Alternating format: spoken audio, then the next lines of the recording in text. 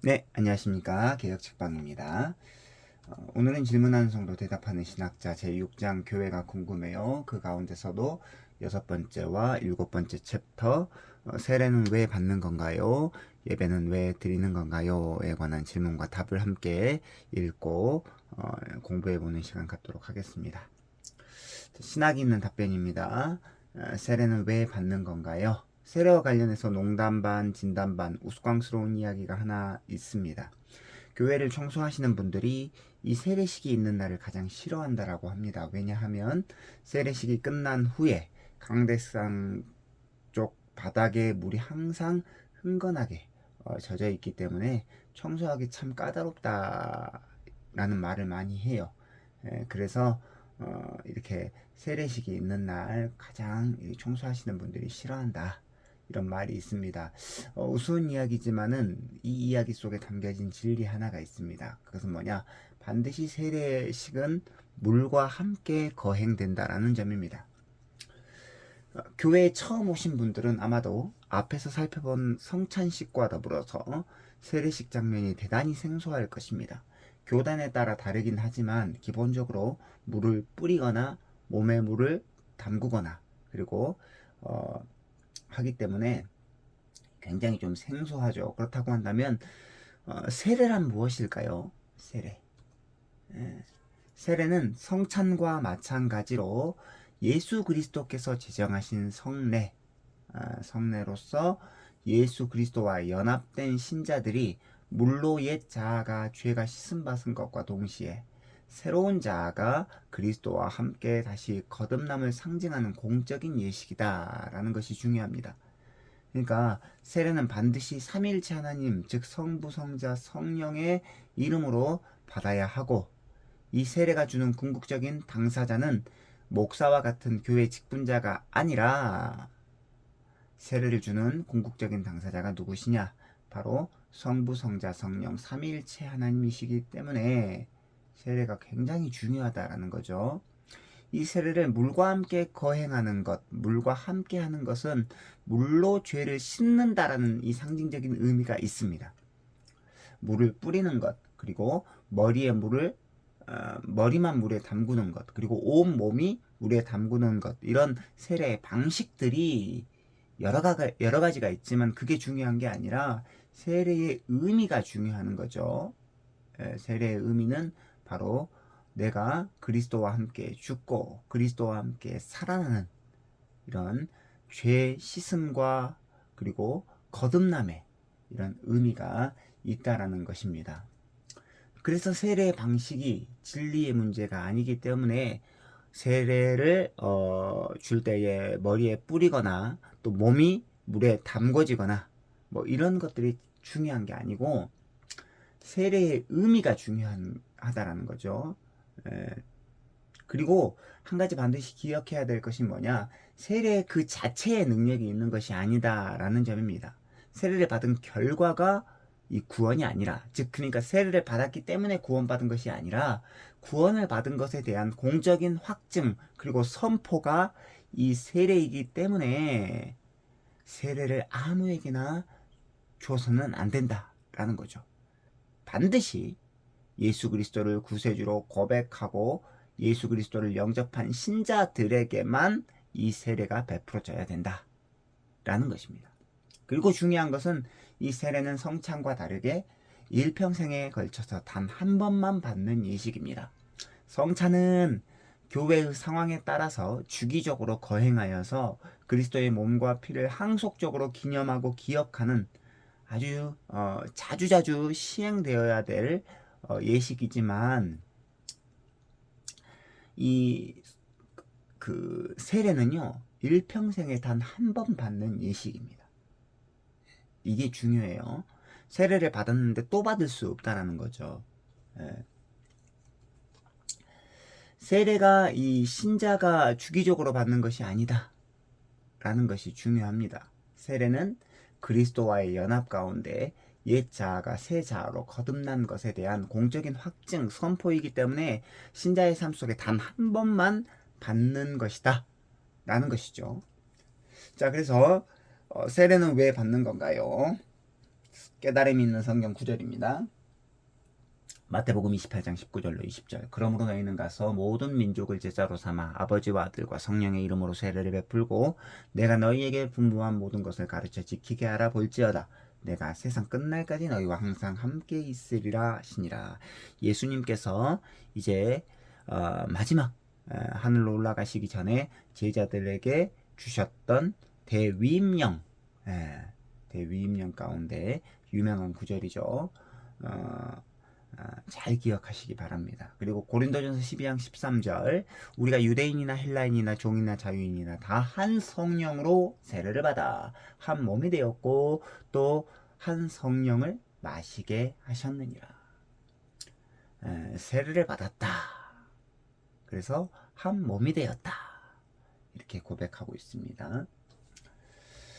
자, 적용이 있는 묵상입니다. 현대교회는 성례, 그러니까 이 세례와 성찬을 가볍게 여기는 경향이 있습니다. 만약 그 성경적 의미를 진중하게 올바로 기억하지 않고 가벼운 자세로 이 세례와 성찬에 참여한다면, 그리고 그 소견에 옳은 대로 시행한다라고 한다면 그것이야말로 주님의 이름을 욕되게 하는 무서운 죄일 것입니다. 사실 이 성찬과 세례 시간, 세례와 성찬 시간은 대단히 영광스럽고 감격스러운 순간이죠. 그리스도의 속죄 사역을 기억하며 온 교회 공동체가 그리스도와의 연합 가운데서 옛자아에서 새자아로 거듭난 순간을 기억하며 서로 간에 공적으로 확증하는 시간이기 때문에 굉장히 영광스럽고 감격스러운 시간인데 이거를 가볍게 여기면은 죄가 된다 라는 것을 우리는 기억해야 됩니다. 자, 7번째, 예배는 왜 드리는 건가요? 신학이 있는 답변입니다. 예배는 피조물인 인간이 창조주 하나님을 인정하고 그에게 경배와 찬양과 찬송을 드리는 시간입니다.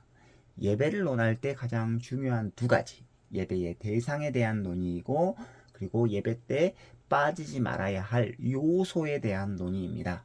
첫 번째, 예배의 대상을 정확히 규정하는 것이 중요합니다. 요새는 실로 다양한 예배를 드립니다. 예를 들면 졸업예배, 입학예배, 장례예배, 감사예배, 헌신예배, 칠순예배, 신년예배, 송구 영신예배, 돌잔치예배, 계엄예배 등 헤아리기 어려울 정도로 많은 예배가 있습니다. 이렇게 다양한 예배를 드릴 때 자칫 잘못하면 예배의 대상이 혼동될 여지가 있다는 거죠.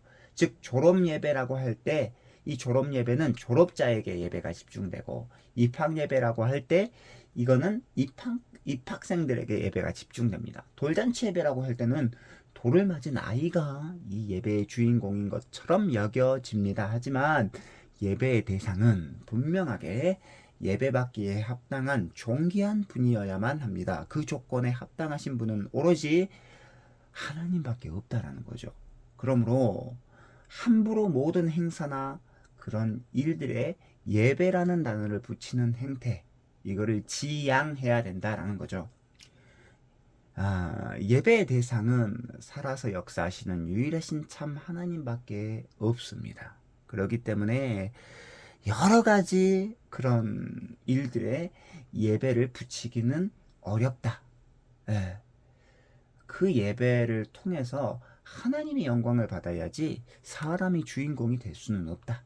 그래서 예배라는 이름 대신에 다른 걸로 대체해야 된다 라는 거죠. 중요합니다. 이건 정말로 중요합니다. 두 번째, 유일한 예배의 대상이 살아계신 하나님이라고 할 때에 그러면 거기에 포함되어 있어야 할 요소들이 있다라는 거죠. 우선 예배의 대상이신 하나님의 영광스러움 그리고 위대하심에 대한 의식과 인정이 필요합니다. 자, 영광스러운 하나님에 대한 그런 의식과 인정, 이게 필요하죠. 하나님에 대한 의식이 없이, 그분에 대한 인정 없이 어떻게 하나님을 경외할 수 있겠습니까? 그래서 그 의식과 인정이 있을 때 하나님을 향한 경외심의 고치로 자연스럽게 이어집니다. 하나님께서 나를 위해서 하신 일에 대한 진지한 묵상, 그것은 우리를 하나님께 감사를 올려드릴 수밖에 없는 감정으로 이끌고 또 그 감사는 하나님을 향한 기쁨과 찬양 가운데 일어나게 되는데요. 하나님의 존재와 사역에 대한 감사와 찬양은 그에게 감사의 헌신을 또 결단하게 만듭니다. 그리고 이는 물질로 드리는 감사로 기쁘게 이어지게 되죠. 선순환이 계속해서 일어난다는 것입니다. 하나님께 드리는 이 예배는 두렵고 떨림으로 하나님께 봉사하고 싶은 마음을 고취시키고, 이는 성도의 삶을 인도하는 영적인 삶의 원동력 역할을 감당하게 됩니다. 그러니까 하나님이 계시다라고 하는 이 인정, 이런 인정, 그리고 하나님에 대한 이 의식은 하나님을 향한 경외심, 감사, 기쁨, 찬양, 헌신, 봉사로 쭉 이어지게 돼 있다라는 거죠. 그래서 교회에서 정해진 시간, 이 공적인 예배 시간은 굉장히 중요합니다. 뭐 두말할 여지가 없겠죠. 공예배를 무시하고 삶의 예배를 말한다? 이거는 있을 수 없습니다. 항상 기억해야 될 것은 공예배가 항상 우리 삶의 기초가 되어야 한다. 그것 못지않게, 하지만 그것 못지않게 중요한 것이 바로 삶 속에서 산 예배를 전인격적으로 드리는 것이다. 그냥 중요한 것은 이 책에서는 이렇게 기록되어 있지만 또 이걸 삶 속에서의 예배를 너무 강조하다 보면 공예배가 또 약화될 수밖에 없어요. 그렇기 때문에 중요한 것은 항상 우리가 공적으로 모이는 공예배, 주일 공예배 시간을 굉장히 중요하게 여겨야 되고, 바로 여기서부터 파생된 힘을 가지고 삶의 예배를 드려야 된다라는 거죠. 일주일에 한 번 드리는 그 공예배가 얼마나 귀한지 몰라요. 그러나 일주일에 한 번 드리는 이 공예배, 1시간 드리는 이 공예배만으로는 우리가 세상 속에서 구별된 신자의 삶을 보이기에 부족하다. 뭐냐면 이제 이 공예배 시간, 이 1시간 반의 이 공예배 시간을 통해서 힘을 얻고 난 다음에 세상 속에 나아가서 구별된 신자, 구별된 성도의 삶을 보여줌으로써 세상 사람들에게 하나님이 진짜 살아계시고 예수 그리스도의 모습이 저런 모습이구나 라는 것을 보여줄 때에 전도의 효과가 그리고 있다라는 것입니다. 그래서 우리는 기억해야 됩니다. 예배는 왜 드리는 것인가요? 예배는 성부, 성자, 성령 삼위일체 하나님만 합당하게 받는 그런 예배가 되어야 됩니다. 그래서 출애굽기 20장 3절, 너는 나 외에는 다른 신들을 내게 두지 말라라고 분명하게 말씀하고 있습니다. 고린도전서 12장 13절, 그러므로 형제들아, 내가 하나님의 모든 자비하심으로 너희를 권하노니 너희 몸을 하나님이 기뻐하시는 거룩한 산제물로 드리라. 이는 너희가 드릴 영적 예배니라. 너희는 이 세대를 본받지 말고 오직 마음을 새롭게 함으로 변화를 받아 하나님의 선하시고 기뻐하시고 온전하신 뜻이 무엇인지 분별하도록 하라. 이제 공예배, 항상 순서는 주일 공예배가 먼저이고, 이 공예배를 통해서 힘을 받은 다음에 세상 가운데 나아가서 살아있는 삶의 예배를 드려야 된다라는 것이 오늘 말씀의 요지입니다. 그래서 예배는 해도 되고 안 해도 되는 옵션이 아닙니다. 예배는 창조자 하나님을 의식하고 인정한다면 하나님께 경외와 감사를 가지고 드려야 하는 신자의 필수적인 행위이다. 근데 예배를 드릴 때 중요한 게 있어요.